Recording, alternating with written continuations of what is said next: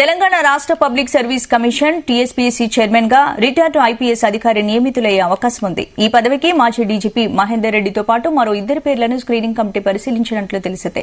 వారిలో మహేందర్ రెడ్డికి ఎక్కువ అవకాశాలున్నట్లు సమాచారం. గతంలో ప్రశ్నాపత్రాల లీకేజ్ వ్యవహారంలో టీఎస్పీఎస్సీపై పెద్ద ఎత్తున విమర్శలొచ్చాయి. ఈ నేపథ్యంలో పరీక్షలను పారదర్శకంగా కట్టుదిట్టంగా నిర్వహించాలని నిర్ణయించిన సీఎం రేవంత్ రెడ్డి చైర్మన్ బాధ్యతలను విశ్రాంత ఐపీఎస్ కు అప్పగించాలని నిర్ణయించారు.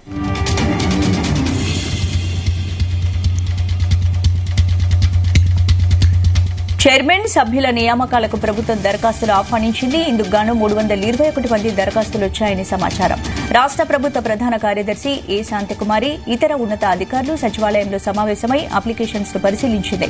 చైర్మన్ పదవి కోసం మహేందర్ రెడ్డితో పాటు ఓ విశ్రాంత అధికారి 2 నెలల్లో పదవీ విరమణ చేయనున్న మరో ఐపీఎస్ అధికారి పేర్లను ఎంపిక చేసినట్లు సమాచారం. వీరిలో మహేందర్ రెడ్డి ఒక్కరే తెలంగాణకు చెందినవారు కావడంతో ఆయన నియామకానికే ఎక్కువ అవకాశం ఉన్నట్లు తెలుస్తోంది. టీఎస్పీఎస్సీ చైర్మన్ నియామకానికి సంబంధించిన డాక్యుమెంట్స్ ను గవర్నర్ తమిళిసై ఆమోదానికి ప్రభుత్వం పంపించినట్లు తెలుస్తోంది.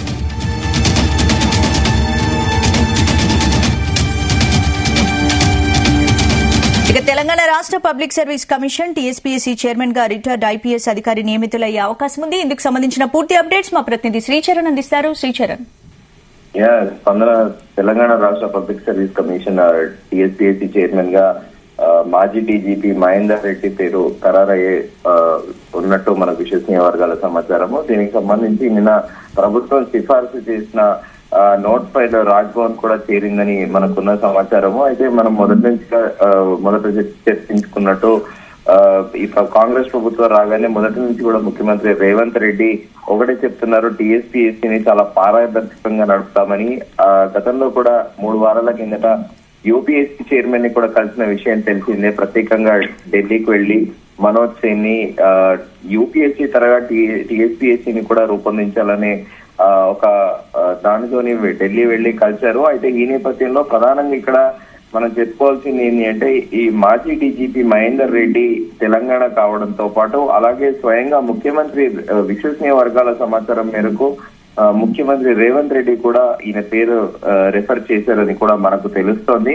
అయితే ఓవరాల్ గా మొత్తము ప్రభుత్వం ఇప్పటి వరకు దరఖాస్తులను ఆహ్వానించింది. ఇందుకు గాను డిఫరెంట్ ప్రొఫెషన్స్ నుంచి దాదాపు 321 మంది దరఖాస్తులు వస్తాయని మనకు సమాచారము.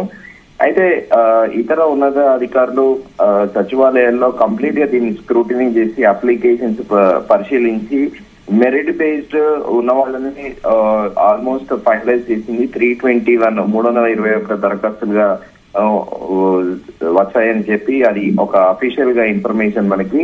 అయితే ఇప్పుడు చైర్మన్ పదవితో పాటు మిగతా బోర్డు మెంబర్స్ మిగతా వాళ్ళు ఎవరైతే ఉంటారో వాళ్ళని కూడా దానిలో భాగంగా ప్రధానంగా ఒక విశ్రాంత ఐఏఎస్ అధికారి పేరు కూడా వినిపిస్తుంది. దాంతో పాటు మరో ఐపీఎస్ అధికారి కూడా 2 నెలల తర్వాత రిటైర్డ్ అయ్యే వీళ్ళ పేరు కూడా పరిశీలనలో ఉన్నట్టు సమాచారము. అయితే ఇప్పుడు మనం చూసుకున్నట్టయితే దీనికి ఇప్పుడు ఓవరాల్ గా ఇదైతే ఒక కాన్స్టిట్యూషనల్ గవర్నింగ్ బాడీ టీఎస్పీఎస్సీ అనేది. ఇప్పుడు మరి గవర్నర్ ఈ వీళ్ళు పంపించిన ప్రపోజల్ని ఇప్పుడు ప్రస్తుతానికి మళ్ళీ తిరిగి రాష్ట్రపతికి పంపిస్తారా, లేకపోతే కొన్నాళ్ళు హోల్డ్ లో పెట్టి లీగల్ అడ్వైస్ కోసం వెయిట్ చేస్తారా అనేది చూడాలి. అయితే ఓవరాల్ గా ఇంకా మిగతా వాళ్ళు గతంలో టీఎస్పీఎస్సీ చైర్మన్ తో పాటు బోర్డు మెంబర్లు అందరూ రిజైన్ చేసిన విషయం తెలిసింది. అయితే ఇప్పుడు తాత్కాలికంగా చైర్మన్ తో పాటు 2 సభ్యుల్ని భర్తీ చేస్తారు. కానీ మిగతా వాళ్ళందరినీ కూడా దాదాపు 10 మంది వరకు కూడా ఈ బోర్డు లో ఉండొచ్చు. అయితే ఈ 10 మెంబర్స్ ని మరి ఏ విధంగా స్క్రూటినీ చేస్తారు అనేది కూడా రానున్న రోజుల్లో మనకు తెలుస్తోంది. అయితే మహేందర్ రెడ్డి మాజీ డీజీపీ మహేందర్ రెడ్డికి మాత్రం ఒక మంచి పేరుంది. ఆయన చాలా సిన్సియర్ ఆఫీసర్ అని. ఏదైనా టాస్క్ టేకప్ చేస్తే పూర్తిగా దానిపైనే ఫోకస్డ్ గా ఫుల్ కాన్సన్ట్రేటెడ్ గా కూడా వర్క్ చేస్తారనేది ఆయనకున్న ఒక పేరు.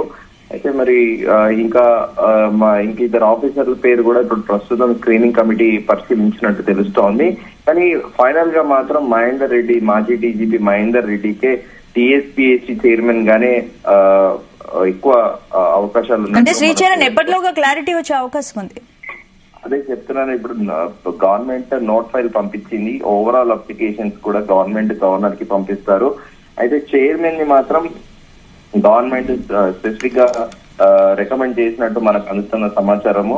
ఆ చైర్మన్ ని మాత్రం డెఫినెట్ గా కన్సిడర్ చేసి గవర్నర్ ఒకసారి ఫార్మాలిటీకి అది లీగల్ అడ్వైజ్ ఒపీనియన్ తీసుకొని లేకపోతే రాష్ట్రపతికి పంపిస్తారనేది చూడాలి డెఫినెట్ గా. ఎందుకంటే ఇది కాన్స్టిట్యూషనల్ గవర్నింగ్ బాడీ కాబట్టి డెఫినెట్ గా ప్రెసిడెంట్ కన్సిడరేషన్ లో కూడా ఉండాలి. అయిపోయిన తర్వాత మిగతా బోర్డ్ మెంబర్స్ ఎవరైతే ఉంటారో ఈ 321 అప్లికేషన్స్ ఏవైతే వచ్చాయో వాటిని స్క్రూటినీ చేసి తర్వాత ఒక ఫైనల్ గా ఒక కాల్ తీసుకుంటారు. దానితో పాటు ఇప్పుడు లీగల్ ఒపీనియన్ కూడా తీసుకున్నాక మేబీ దీనికి ఈ ఎక్సర్సైజ్ కి యావరేజ్ ఒక 3 to 7 days పట్టొచ్చు అని చెప్పేసి చెబుతున్నారు సచివాలయ వర్గాలు. మరి చూడాలి. ఈ లోపల అందరూ అంటున్నారు ఇటు రాజకీయ విశ్లేషకులు ఏ క్షణానైనా February 15వ తేదీ లోపల ఇటు ఎలక్షన్ కోడ్ వచ్చే అవకాశం ఉందని చెప్పేసి ఆ election code before TSPSC chairman post భర్తీ చేయాలని ప్రభుత్వం యోచిస్తున్నట్లు మనకు తెలుస్తుంది. అయితే ఇప్పుడు మనకు వరుస పెట్టిగా సిరీస్ గా చూసుకుంటే ఇటు పంచాయతీ గ్రామ పంచాయతీలో సర్పంచ్ టెన్యూర్ కూడా అయిపోతుంది నెలాఖరుతోనే. ఇప్పుడు గ్రామ పంచాయతీ ఎలక్షన్స్ తో పాటు అలాగే జెడ్పీటీసీ జిల్లా పరిషత్ ఎలక్షన్స్ తో పాటు ఎంపీటీసీ ఎలక్షన్ లో దాని తర్వాత సార్వత్రిక ఎన్నికలు ఇలా వరుస పెట్టి ఇప్పుడు ఎన్నికలు వస్తున్న నేపథ్యంలో ఇప్పుడు విశ్వసనీయ వర్గాల సమాచారం ఏంటంటే ప్రభుత్వము ఎలక్షన్ కోడ్ రాకముందే టీఎస్పీఎస్సీ చైర్మన్ పోస్ట్ ని భర్తీ చేయాలనేది ఒక ఆలోచనలో ఉన్నట్టు మనకు తెలుస్తుంది. స్పందన. Right, thank you శ్రీచర్.